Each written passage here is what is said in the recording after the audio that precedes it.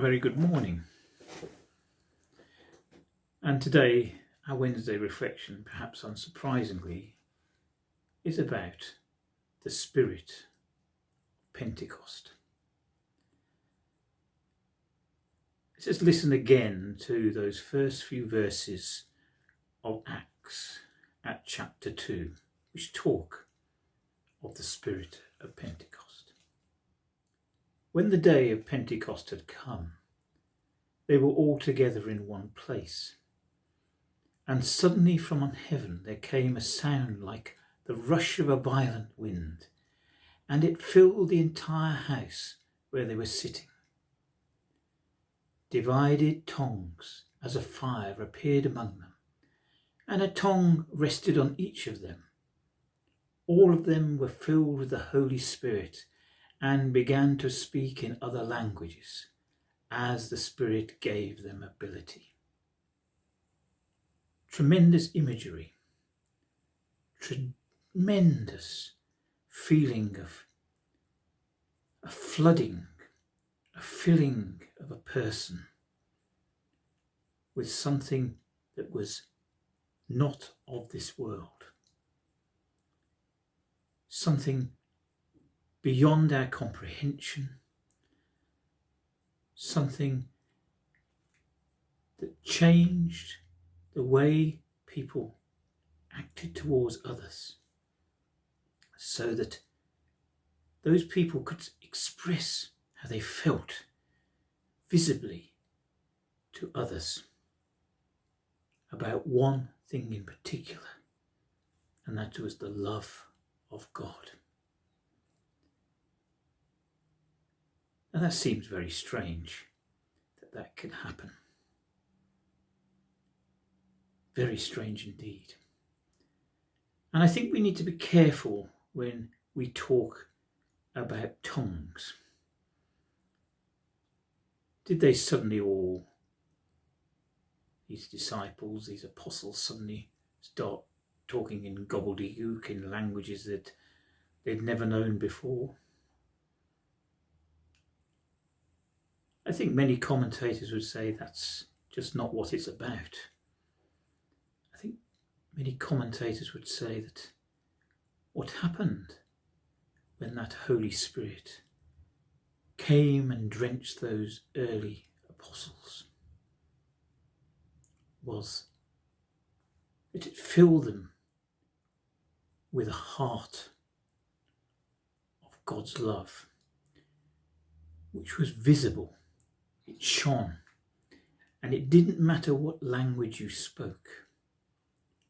You could sense it. You could understand that that person was there in love to be with the listener, the watcher, the person at the receiving end. I think that's the amazing thing about Pentecost, is that the early apostles had become vessels of God's love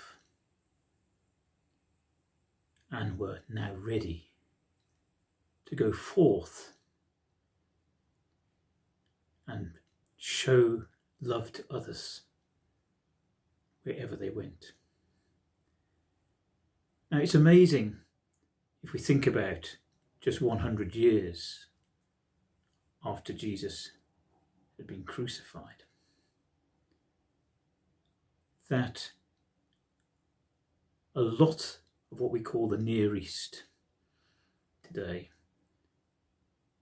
had been seized by this amazing sense of love, compassion, unusual, uncommon kindness towards others that was shown by those early apostles. It was an unstoppable force. It was a bit, if you want to call it like it, a bit of a pandemic. It raced across the Mediterranean. But it wasn't out of control. It was filling people's hearts with love for each other. And that was why it spread.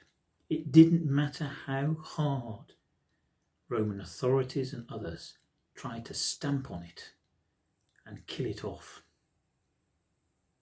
In fact, the more they did it, the more that uncommon kindness, that uncommon goodness that was shown, charity, changed the face of the Mediterranean.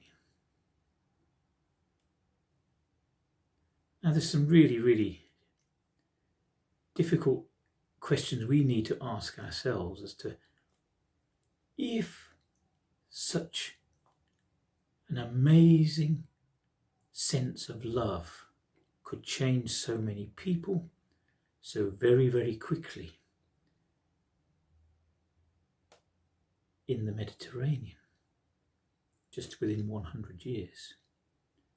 Why could or why can't we today do the same? Love, kindness, charity, whatever you want to call it,